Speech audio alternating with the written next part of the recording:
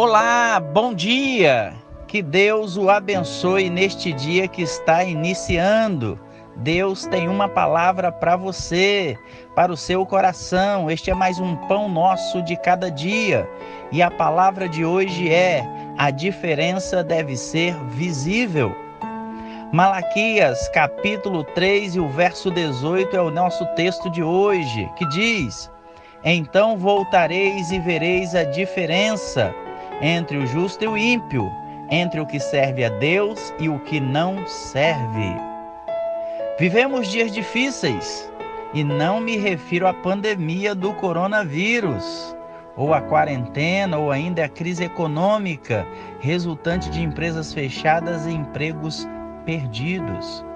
Quando falo em dias difíceis, me refiro ao que Paulo fala na sua segunda carta a Timóteo, no capítulo 3, onde uma crise espiritual, moral, se instala, onde não há diferença entre aqueles que dizem servir a Deus e os que dizem não servir.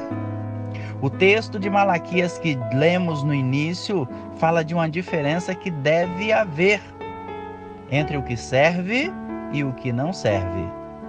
É notório no texto que essa diferença é visível, perceptível. E quero fazer uma pergunta: você serve a Deus? Se a resposta for afirmativa, quero te dizer que deve haver uma grande diferença entre você e aquele seu colega de trabalho, aquele seu vizinho ou familiar que não serve a Deus. Paulo, escrevendo a Tito no capítulo 1 e o verso 16, menciona pessoas que confessam que conhecem a Deus, mas negam-no com as suas obras, sendo abomináveis e desobedientes e reprovados para toda boa obra. As pessoas, ao olharem para as nossas vidas, devem perceber que servimos a Deus. A Bíblia deixa claro que o velho subterfúgio usado por nós, de que o que importa é o meu coração, não vale diante de Deus.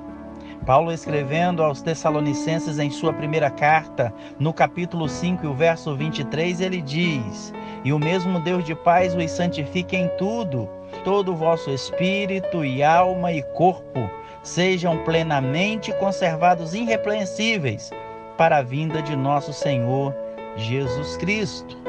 Quando Paulo menciona espírito, alma e corpo, está falando de um homem completo diante de Deus. E Deus não aceita menos que isso. O espírito fala do homem espiritual. Seu relacionamento com Deus deve ser diferente daqueles que declaradamente não servem a Deus. Deve haver um relacionamento de pai e filho, onde o amor e respeito deve prevalecer. Um relacionamento de senhor e servo, onde a obediência deve existir. Um relacionamento de Deus criador e criatura, onde a dependência deve ser o ponto principal.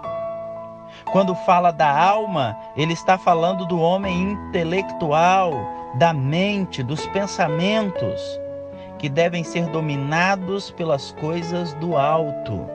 Escrevendo aos Filipenses, falando sobre o assunto, no capítulo 4, o verso 8, Paulo diz: Quanto ao mais, irmãos, tudo que é verdadeiro, tudo que é honesto, tudo que é justo, tudo que é puro, tudo que é amável, tudo que é de boa fama, se há alguma virtude e se há algum louvor, nisto pensai.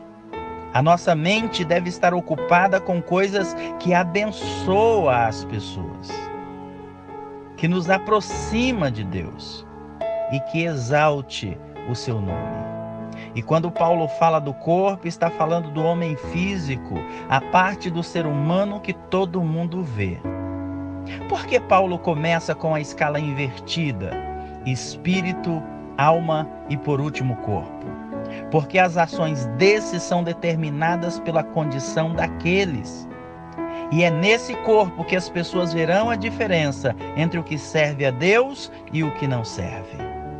No trato com minha família, quando os meus filhos ou as pessoas de fora veem como eu trato minha esposa, meu esposo, eles percebem que sirvo a Deus? Como me relaciono com as pessoas? Como trato meus negócios? Fica evidente para as pessoas meu compromisso com Deus? No empenho da minha palavra, Deus é exaltado em minha vida? A Bíblia diz que deve haver coerência entre o que digo e o que faço. Voltamos à pergunta do início. Você serve a Deus? Se você continua com a resposta afirmativa, então Jesus diz a você, em Mateus 5,16, assim brilhe também a vossa luz diante dos homens, para que vejam as vossas boas obras e glorifiquem a vosso Pai que está nos céus. Eu quero orar por você. Deus de amor e de graça, apresento a Ti a pessoa que ouve esta mensagem e te peço ser com ela, que Teu Espírito Santo possa trabalhar na edificação de sua vida, que Sua palavra possa lapidar e aperfeiçoá-la a cada vida. Que sua vida sirva hoje e sempre para a glória do Teu nome. Que ela possa ser um exemplo de cristão em todo lugar que estiver. Em nome de Jesus te oro, agradecido. Amém.